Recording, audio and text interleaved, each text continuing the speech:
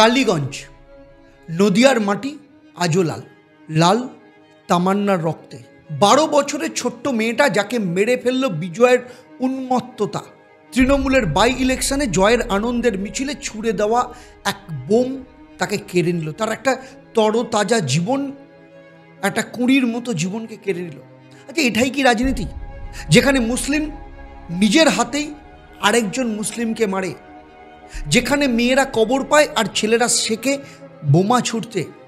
এটাই কি সেই তোষণ যেখানে ভাতা আর ভিক্ষার নামে মুসলিম ছেলেদের করে তোলা হয়েছে এক একটা বোম মারার অস্ত্র হিসেবে? আজকের এই গল্পটা শুধু তামান্নার নয়, এই গল্পটা বাংলার মুসলিম সমাজে, যেখানে একজন মুসলিম নিজেদেরকেই নিজের হাতে শেষ করছে। আজ সত্যটা শুনুন, কারণ সত্যটা জানাটাই প্রথম লড়াই। তাই সত্য বচনে সত্য কথা বলুন। চলুন ফার্স্ট দেখে নেব যে সেই দিনের ঘটনা। 30শে জুন 2025 নদিয়া জেলার কালীগঞ্জ বাই ইলেকশন শেষ হয়েছে, তৃণমূল কংগ্রেসের জয় হয়েছে। গ্রামে ঢাক ঢোল স্লোগান আতশবাজি আর উল্লাস, আর সেই উল্লাসের মাঝে মাটিতে পড়ে রইল 12 বছরের ছোট্ট তামান্না। মাটি রক্তে ভিজে শরীর ছিন্ন ভিন্ন হয়ে পড়েছিল। বিজয়ের আনন্দে ছোড়া বোমার শিকার, সেই আনন্দের উল্লাসটা কোথায়, যেখানে বাজি নয় বোমা ছুঁড়ে উল্লাস করতে হয়? তামান্না একটা ছোট্ট কুঁড়ির নাম, যে প্রতিদিন স্কুলে যেত, যে চাইতো জীবনে বড় কিছু হতে, যে মায়ের আঁচলে মুখ লুকিয়ে থাকতো। সেই তামান্না আজ শুয়ে আছে কবরের মাটিতে। প্রথমে পুলিশ ঘটনাটাকে একইভাবে দুর্ঘটনা বলে চালাতে চেয়েছিল, কিন্তু বর্তমান একদম শিরোনাম তোলপাড় করলো বিজয়ের উল্লাসে কবর তামান্নার। আনন্দবাজার লিখল উল্লাসের বোমায় প্রাণ গেল স্কুল পড়ুয়ার। আর জাতীয় মহিলা কমিশন NCW মুখ্যমন্ত্রীকে চিঠি লিখে জানালেন এটা রাজনৈতিক সহিংসতার ভয়ঙ্কর উদাহরণ, প্রশাসন যেন দ্রুত ব্যবস্থা নেন। কিন্তু মুখ্যমন্ত্রী কি প্রতিক্রিয়া?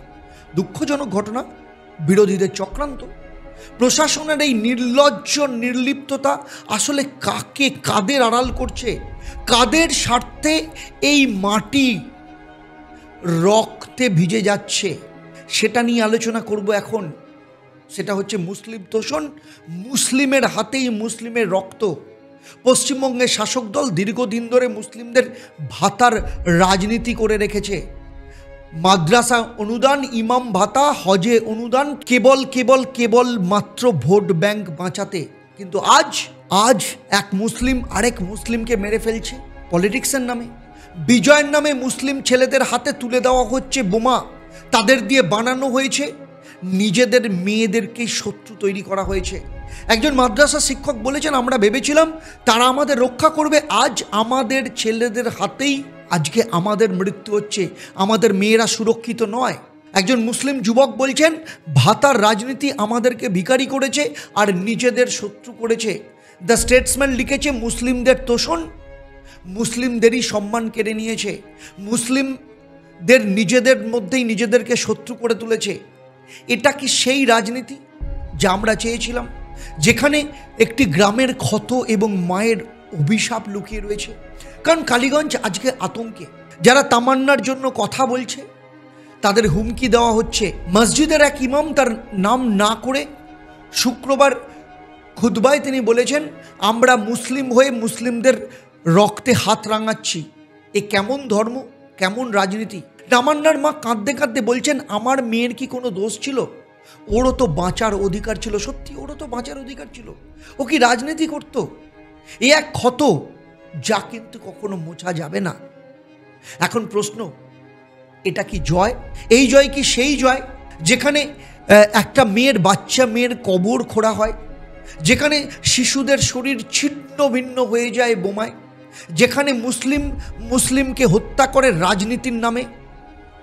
এই জয়ের কি মুসলিমদের সত্যি প্রয়োজন আছে? কারণ এই জয় কিন্তু অভিশপ্ত। তাই চুপ করে থাকা এখনো দরকার। আর কত তামান্না মরে গেলে জেগে উঠবেন?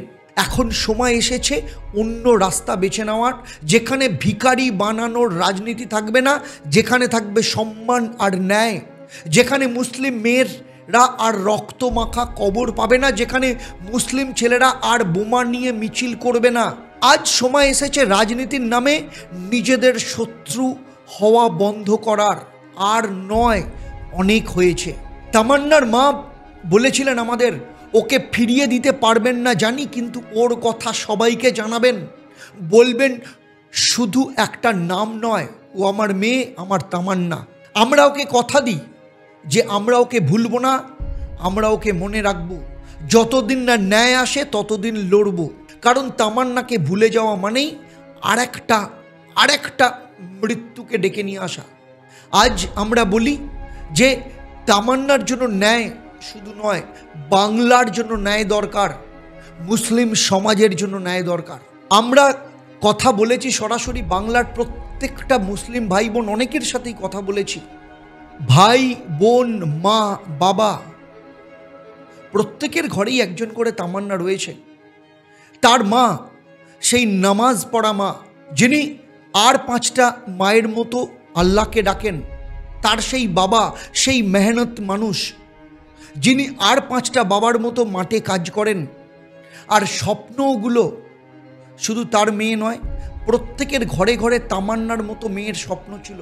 তবু কে ওকে মেরে ফেললো? বাইরের কেউ নয়, অন্য ধর্মের কেউ নয়, অন্য জায়গার কেউ নয়, একই ধর্মের একই জায়গার মানুষ রাজনীতির নাম করে, রাজনীতির জয়ের উন্মত্ততায় মাতাল হয়ে বোমা হাতে নিয়ে কি হয়ে গেছে আজকে মানুষ।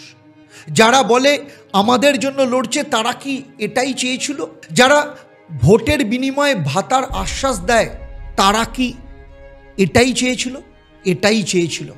তারা কি সম্মান দিতে চেয়েছিল? না, এটা সম্মান দেওয়ার জন্য নয়।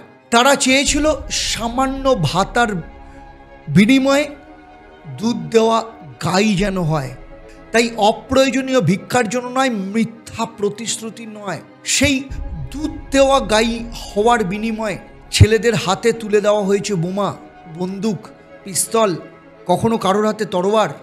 আর কত মানুষ, কত প্রাণ, কত মায়ের কোল খালি হচ্ছে। তাই নীরবতার দাম কিন্তু অনেক বড়।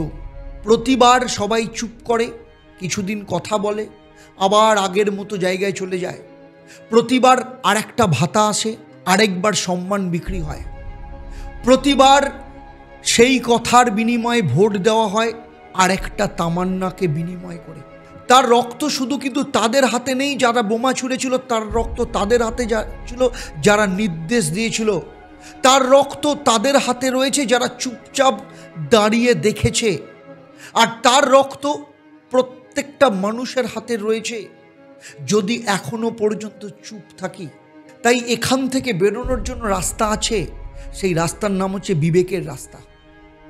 অত্যন্ত ভালো একটা রাস্তা, যেখানে বিবেককে সাথী নিয়ে নিজের পায়ে দাঁড়ানো যায়, যেখানে ভিক্ষার রাজনীতি ফিরিয়ে দেওয়া যায়, যেখানে থাকবে শিক্ষা, চাকরি, সম্মান, ভাতা নয়, যেখানে প্রত্যেকটা মেয়ে সম্মানের সাথে বাঁচবে, যেখানে ছেলেদের হাতে বোমা, বন্দুক, পিস্তল ছোড়া থাকবে না।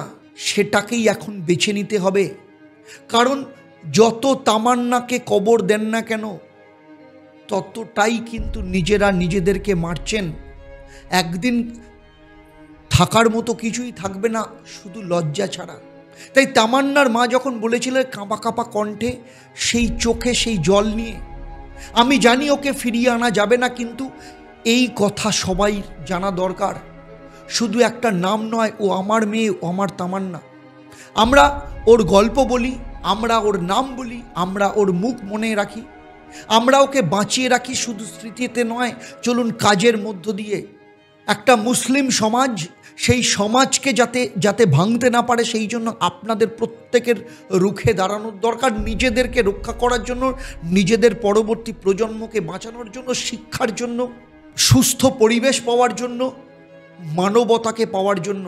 তাই বলার সময় এখনই, তামান্নাকে সম্মান করার সময় এখনই।